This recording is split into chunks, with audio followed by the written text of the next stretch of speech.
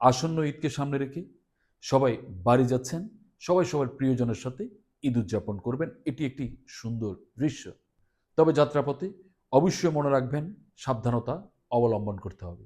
একটু অসচেতন বা তাড়াহুড়ো করতে গিয়ে একটি দুর্ঘটনা ঘটতে পারে, যা আপনার এবং আপনার পরিবারের জন্য একটি বড় ধরনের দুঃসংবাদ। তাই সবাই নিজ দায়িত্বে ঈদযাত্রা নিরাপদ করবেন।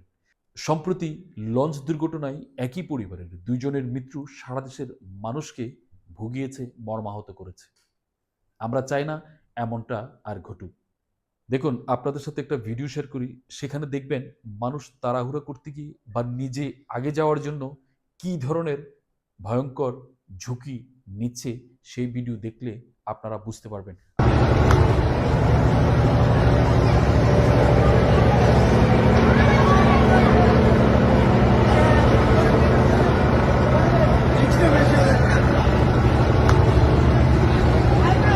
আপনারা কেউ এমনটি করবেন না। কারো সাথে কেউ তাড়াহুড়া বা পাল্লা দিয়ে আগে যাওয়ার স্বার্থ দেখবেন না। বরঞ্চ নিরাপদ যাত্রা নিশ্চিত করবেন নিজের।